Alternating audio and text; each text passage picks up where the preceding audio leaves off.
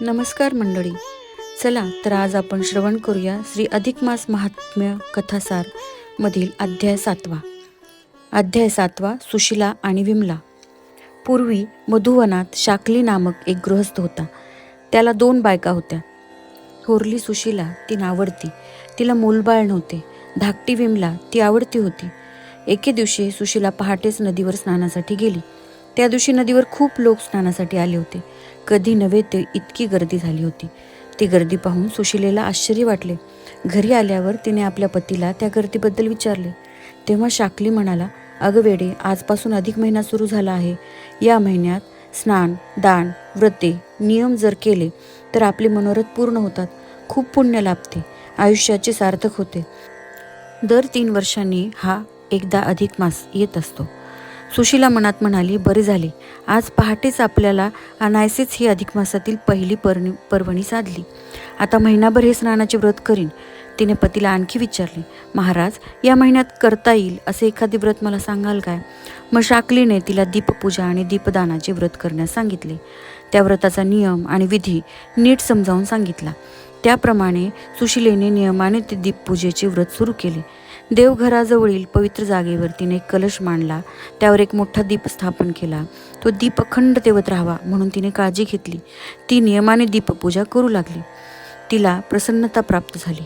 दिवा सारी रात्र जळावा म्हणून झोपताना ती तो दिवा तुपाने गच्च भरून ठेवी. मोठी वात सरसावून ठेवी. अशा प्रकारे अखंड तेवत राहणाऱ्या नंदादीपाला नमस्कार करून ती रात्री शांत निवांत झोपत असे.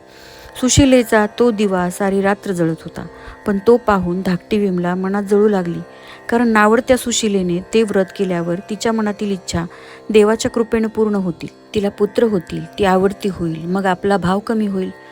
सवतीच्या त्या दीपपूजनेचा व्रतात विघ्न कसे आणता येईल याचा विचार ती धाकटी विमला रात्रंदिवस करू लागली.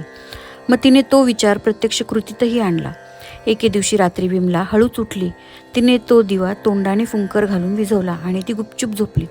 पहाटेच सुशिला उठली. दिव्याला नमस्कार करायला गेली तर तो दिवा विझलेला. "अगं बाई, दिवा कसा विझला? वारा आला असेल, त्यामुळे हे घडले असेल," असे म्हणून तिने तो दिवा पुन्हा लावला. दिव्याला आणि देवाला तिने नमस्कार केला आणि ती नदीवर स्नानाला गेली. 2-4 दिवसांनी पुन्हा तसाच प्रकार घडून आला. पहिल्या वेळी तिने दिव्याला कोठूनही वारा लागू नये, वाऱ्यानं तो दिवा मालवू नये म्हणून चांगलाच बंदोबस्त केला होता. पण आज त्या दिव्याची वात मागे जाऊन पडली होती. "अगं बाई, हा प्रताप उंदराने केलेला दिसतोय," असे म्हणून तिने ही वात पुढे सरसावली आणि दिवा पुन्हा तेवत ठेवला. पुन्हा 2-4 दिवसांनी सुशिला पहाटेच पाहते तर आता तो दिवा कलशावरून कलंडून खाली पडलेला. "अगं बाई, आज हा मांजराने दिवा पाडला की काय?" असे म्हणून तिने तो दिवा पुन्हा उचलून नीट मांडला, तेवत ठेवला. नंतर 2-4 दिवसांनी पहाटेच उठून पाहते तर दिव्यातले सारे तूप संपले आणि दिवा पुन्हा विझलेलाच. "अगं बाई, हे काय? मी तर झोपताना हा दिवा तुपाने गच्च भरून ठेवला होता.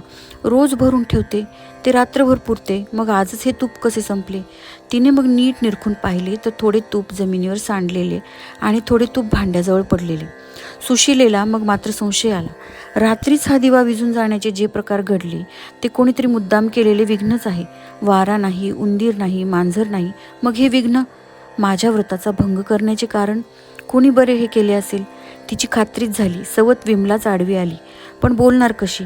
उगाच आकांड तांडव करील ती आणि मग तिचं भांडण.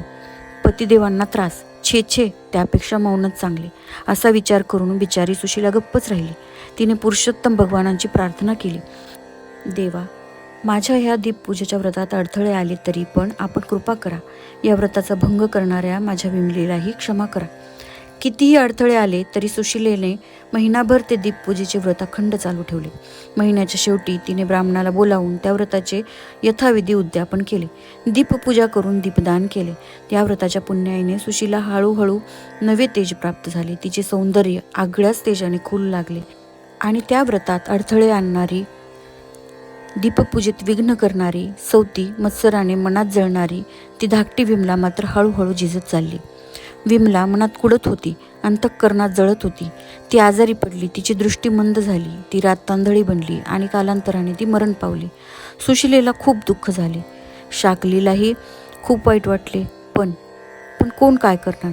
मृत्यूनंतर त्या विमलेला खूपच यमयातना भोगाव्या लागल्या.